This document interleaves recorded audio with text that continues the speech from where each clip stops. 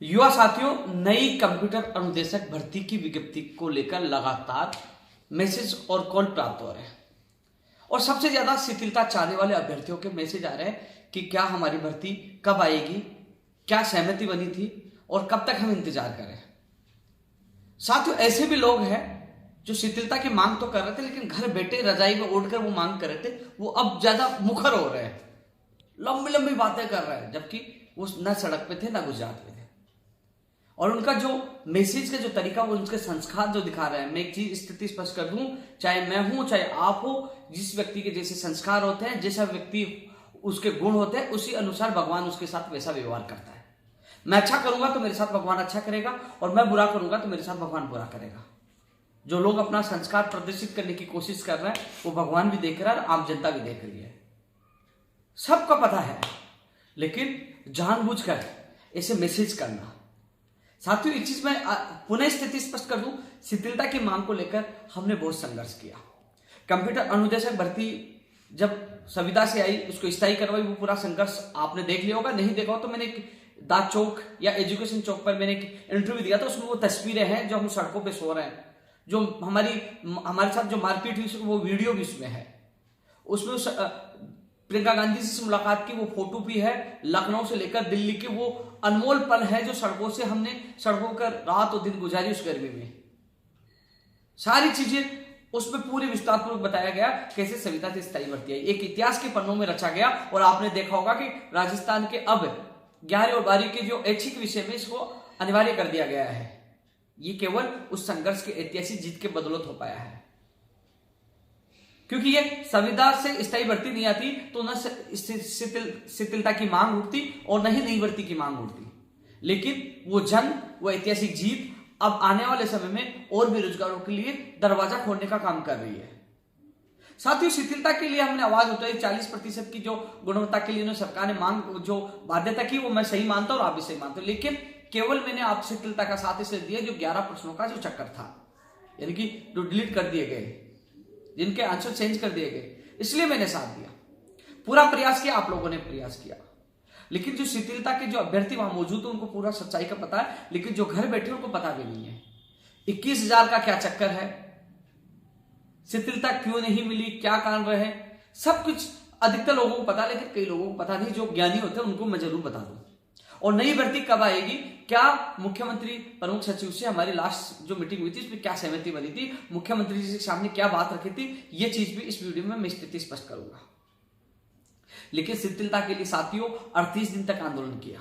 एक समय ऐसा आया था जब सरकार के द्वारा कंप्यूटर भर्ती के जो मुखिया है उसको फोन करके बुला लिया गया कि हम आपका काम कर देंगे, आप उनका साथ छोड़ दो। उन्होंने हमारा साथ छोड़ा, हमारे साथ धोखा हुआ, फिर भी हम चुप थे, क्योंकि वो धोखा मैं सहन करने के लिए इसलिए तैयार था, यदि शिथिलता मिलती है तो मेरे युवा बेरोजगारों को भला होगा। सरकार ने बुलाया कि आपको शिथिलता दे देंगे, आप उनको छोड़कर आ जाओ। आपके जो कंप्यूटर अनुदेशक भर्ती का नेतृत्व करने वाला रामेश्वर वहां से आया, लेकिन उसके साथ भी धोखा हो गया। जिस मुख्यमंत्री जी का ओएसडी ने उनको फोन करके बुलाया, वो कह रहे थे, मुझे रामेश्वर से बात हुई तो कह रहे थे, उन्होंने ये कहा था 100% आपका काम कर देंगे, इनका साथ छोड़ दो। तो आप साथियों, जब हम लोग अलग अलग भर्ती के लोग वहां मौजूद थे, आपके नेतृत्वकर्ता ने हमारा साथ छोड़ा, तो भी मैंने आज तक आप लोगों का साथ नहीं छोड़ा। मैंने उस व्यक्ति को और आपके गुरु को इसलिए माफ कर दिया, हाँ वो इसलिए छोड़ के गए थे कहीं उनका भला हो जाए, मेरा उद्देश्य भी आपका भला करना था। लेकिन सोचिए, जिस व्यक्ति को सरकार के एक प्रभावशाली व्यक्ति ने बुलाया और फिर आपको हाँ करके नहीं किया, तो अब गाली किसको दोगे, उस रामेश्वर को जो गया था या उस व्यक्ति को? रामेश्वर भी प्रयास कर सकता था, आप भी प्रयास कर सकते हैं। आपने राहुल गांधी जी से कितनी बार मिले आप और प्रयास किया, हाँ भी हुई लेकिन काम नहीं हुआ। मैंने पूरा प्रयास किया, जहां गुजरात में जब मुलाकात हुई प्राथमिकता के साथ आपकी बात रखी, और जहां जब मुलाकात हुई, जब गुजरात से आने के बाद मुख्यमंत्री प्रमुख सचिव से बात हुई, एक नहीं 2 प्रतिनिधि साथ गए। और इस बार जब मैं अनशन पे बैठा, अनशन का मुद्दा था जो लाठीचार्ज का विरोध में, लेकिन जब मुख्यमंत्री जी से वार्ता हुई तो मैंने फोन करके पवन देव गुर्जर को बुलाया, क्योंकि वो हॉस्पिटल में मुझसे मिलने आए थे, तो उसके नंबर थे और लोग तो गायब थे, किसी ने ये भी नहीं पूछा कि मेरी हालत कैसी है। जब मैं जेल के अंदर था, क्योंकि जेल में क्यों गया, श्यामनगर थाने में मुझे गिरफ्तार क्यों किया गया, क्योंकि मैं आप लोगों की आवाज गुजरात बुलंद कर रहा था, आप लोगों की मांगों को बुलंद कर रहा था मैं सरदार शहर में, लेकिन मुझे उठा के जेल में डाल दिया गया झूठे मुकदमे में। जब मैं संकट में था तो बहुत लोग मेरे कम साथ थे, 2-3 लोग कंप्यूटर अनुदेशक भर्ती के अभ्यर्थी आए और सारे लोग गायब थे, लेकिन मैंने वो दर्द भी सहन किया, हॉस्पिटल में दर्द भी सहन किया। और जब मुझे वार्ता के लिए न्योता आया तो मैंने फोन करके पवन देव गुर्जर जो कंप्यूटर अनुदेशक भर्ती का जो अभ्यर्थी, उनको बुलाया, साथ ले गया, मुख्यमंत्री जी के सामने बात रखी। फिर मुख्यमंत्री प्रमुख सचिव साहब ने बुलाया तो मैंने बात रखी, लेकिन लास्ट में उन्होंने साफ मना कर दिया। तो नई भर्ती पर हमने सहमति दी, कम से कम नई भर्ती तो आए, क्योंकि फिर नई अभी तो क्या है कि वो एक मानने के लिए तैयार है कि हमने आप लोगों का संघर्ष देखा है, गुजरात से बुलाया है और हम आपके लिए नई भर्ती निकाल देंगे। यानी कि जो शिथिलता चाहने वाले अभ्यर्थियों के संघर्ष के बदौलत नई भर्ती पर सहमति बनी थी। अब साथियों सवाल ये उठ रहा है कि ये भर्ती कब आएगी, तो साथियों अभी सहमति बनी है। अभी तक प्रस्ताव जो बीकानेर निदेशालय से शिक्षा विभाग जयपुर में आना है और फिर वो वित्तीय स्वीकृति के वित्त विभाग में जाना, अभी तक कितने पदों पर भर्ती आएगी सामान्य शिक्षा विभाग में, इसकी स्थिति स्पष्ट नहीं है। जो सोशल मीडिया पे डाले वो अफवाहें हैं, अभी तक 0 लेवल पे काम है। लेकिन साथियों मैं आपसे जो शिथिलता चाहने वाले अभ्यर्थियों से ये कहना चाहूंगा, आपने इतना संघर्ष किया है, आप अधिकतर जो ST SC और MBC के अभ्यर्थियों को तो इतना ज्यादा नुकसान इसलिए नहीं हुआ कि उनकी सीटें बैकलॉग में गई है, वो सीटें जुड़ के आएंगी नई भर्ती में। लेकिन और जो अन्य वर्गों को नुकसान हो, लेकिन फिर भी वो नई भर्ती के लिए प्रयास कर रहे हैं। तो मैं तमाम लोगों से कहना चाहूंगा, मैं भी प्रयास कर रहा हूं। मुख्यमंत्री प्रमुख सचिव साहब से मेरी 2-3 दिन पहले बात हुई थी, क्योंकि पंचायत राज जैन भर्ती सहित कई मामलों को लेकर लगातार हमारा प्रयास जारी है। तो उनके फीवर था, उन्होंने कहा कि 2-3 दिन रुक जाओ, मेरे फीवर है। तो अब वो जैसे उनकी तबियत सही होगी वो मुझे बुलाएंगे। तो मैं ये बात रखूंगा कि साहब आपने शिथिलता तो नहीं दी, कम से कम इसकी फाइल को तेज गति से चलवाकर वित्तीय स्वीकृति करवाए और फाइल पदों की भर्तियों की विज्ञप्ति जारी करवाइए, जिससे इन लोगों का इंतजार खत्म हो सके। इन्होंने 6 महीने का सड़कों पर लगातार कई महीनों तक संघर्ष किया है। तो आपकी बात जब मुख्यमंत्री प्रमुख सचिव साहब बुलाएंगे तो मैं मजबूती से आपकी बात रखूंगा, यानी कि जल्द से जल्द नई भर्ती की विज्ञप्ति जारी हो। लेकिन मैं आपको पुनः बता दूं, जो लोग घर बैठे सोच रहे हैं, कई लोगों ने कहा भर्ती नई भर्ती तो आएगी, वैसे आ जाएगी, वो केवल अफवाह है। नई भर्ती आती तो अभी तक प्रस्ताव जाकर पदों का पता भी लग जाता है, वित्तीय स्वीकृति भी हो जाती है। अभी तक 0 लेवल पे काम है। ऐसे लोगों की बातों पर ध्यान नहीं देना, वो केवल सस्ती लोकप्रियता के चक्कर में झूठ बोल रहे हैं। संस्कृत शिक्षा विभाग में भी ज्यादा पदों पर भर्ती नहीं आएगी। इससे पहले मैं निदेशक महोदय से मिला था, 700-800 पद उन्होंने बताया था। कल सोमवार को हमारी मीटिंग है, जो लाइब्रेरियन, PTI और कंप्यूटर अनुदेशक सहित संस्कृत विभाग की अन्य भर्तियों को लेकर मेरी मीटिंग होगी। तो इसमें भी मैं बात मजबूती से रखूंगा, क्योंकि इसका कैडर आने वाली कैबिनेट मीटिंग में अप्रूवल होने की संभावना है। संस्कृत शिक्षा विभाग में नया कैडर बना है, उसके बाद संस्कृत शिक्षा विभाग में नई कंप्यूटर अनुदेशक भर्ती आएगी, जिसके लिए लगातार प्रयास मैं कर रहा हूं और कोई नहीं कर रहा। 15 दिसंबर को मीटिंग हुई थी शिक्षा संकुल में, तब भी और लगातार संस्कृत सेवा में कंप्यूटर अनुदेशक भर्ती के लिए भी प्रयास मैं कर रहा हूं। और सामान्य शिक्षा में नई भर्ती भी आएगी, वो केवल शिथिलता चाहने वाले अभ्यर्थियों के संघर्ष के बदौलत वो समझौते के तहत आएगी, क्योंकि उन्होंने कहा हम ये शिथिलता तो नहीं दे सकते, लेकिन नई भर्ती निकाल सकते हैं, जिसमें सहमति बनी है, जिसमें मुख्यमंत्री प्रमुख सचिव और सचिव ने सहमति दी थी। तो साथियों उस वादों को याद दिलाते हो हम, जब लोग सारे लोग पीछे पड़ेंगे। मैं जो तमाम लोगों से निवेदन करना चाहूंगा, आपने इतना संघर्ष किया, कुछ दिन और संघर्ष करो। बिना संघर्ष कुछ नहीं होता। आप देख लीजिए कौन सी भर्ती बिना संघर्ष हो पा रही है। संघर्ष करना पड़ेगा। तो मैं कोशिश कर रहा हूं, मुख्यमंत्री प्रमुख सचिव साहब से मिल रहा हूं, नहीं होते फिर जो भी प्रोग्राम होगा मैं आपको अवगत कराऊंगा, क्योंकि हम सबको भाग दौड़ करके भर्ती निकलवानी होगी। जो लोग शिथिलता वाले थे उन अभ्यर्थियों को मैं कहना चाहूंगा, साथियों जरा गौर से आप सोचिए।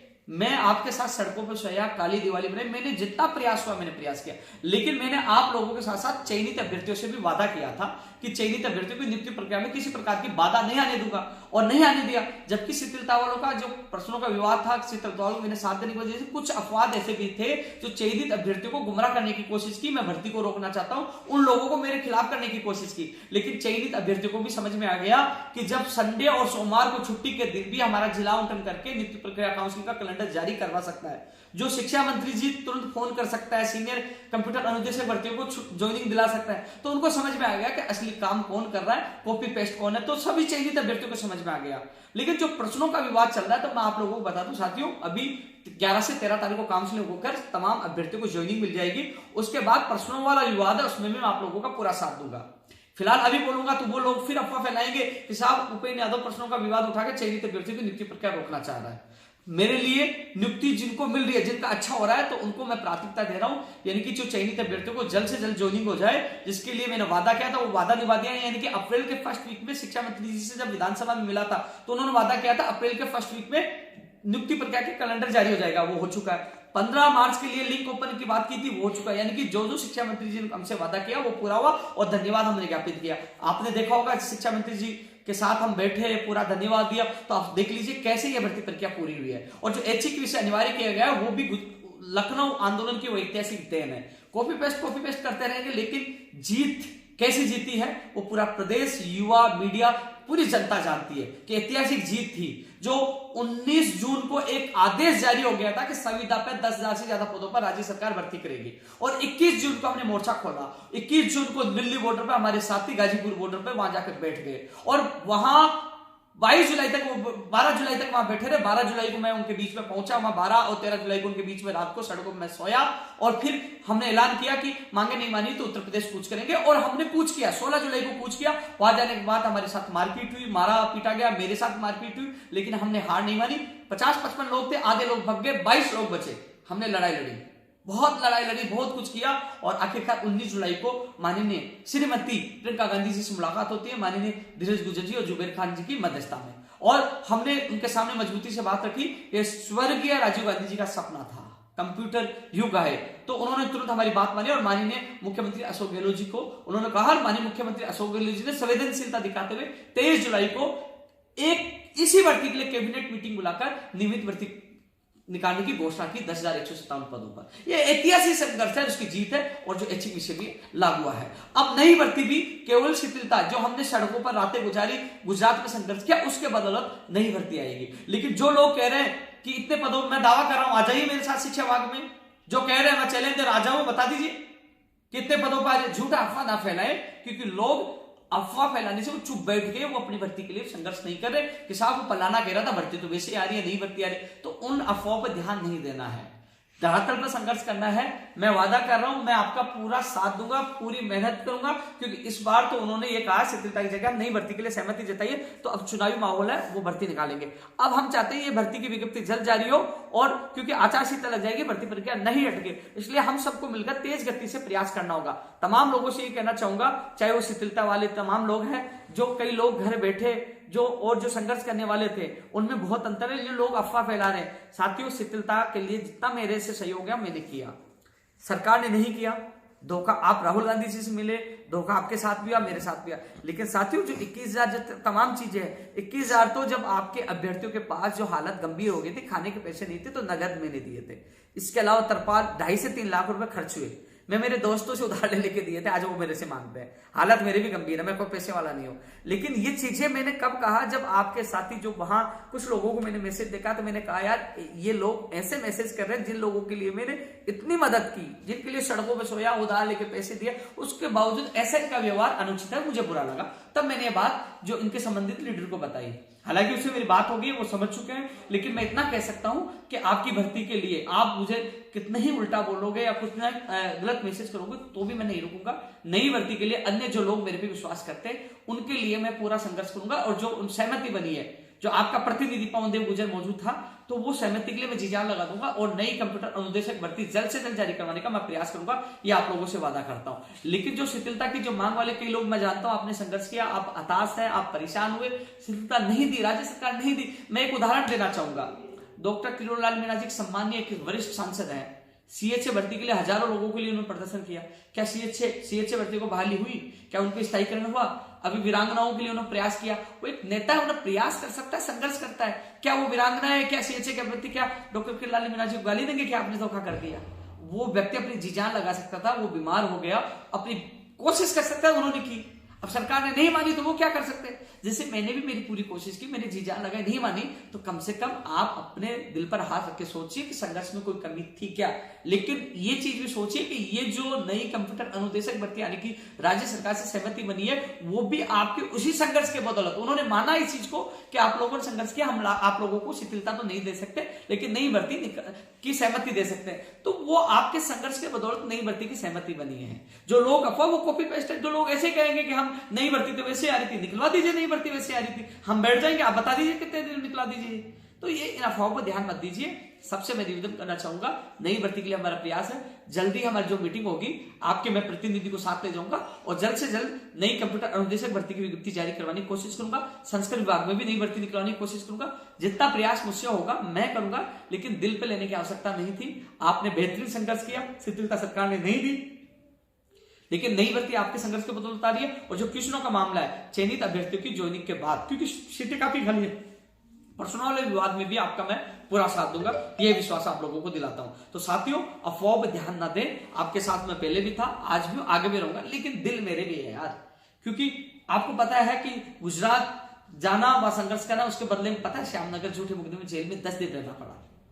हर संकट मैंने सहन किया है, आईसीयू में भी तड़पा हूं, तो हर जगह संकट, हर दर्द सहन करके फिर भी मैं हर बात सुनकर आप लोगों के साथ रहता हूं। तो जरा सोचिए कि कोई व्यक्ति पहले भी आपके साथ था, आज भी आपके साथ था। आप सोचिए कि कोई व्यक्ति आपको इतना विश्वास आपके साथ कोई देने आया, जब आप सड़कों पे सो रहा था, मैं भी सड़कों पे सो रहा था, कोई नहीं आता। दोस्तों, जब आपका काम होने होगा आपके संघर्ष के बदौलत, तो कॉपी पेस्ट करने आ जाएंगे कि नई भर्ती आने वाली है हमारे संघर्ष के बदौलत। केवल अच्छाई में, सुख में लोग आपके साथ रहेंगे, बुराई और बुरे समय में लोग आपके साथ नहीं देंगे। लेकिन मैं तो बुरे समय में भी साथ था और अच्छे समय में भी साथ रहूंगा। धन्यवाद।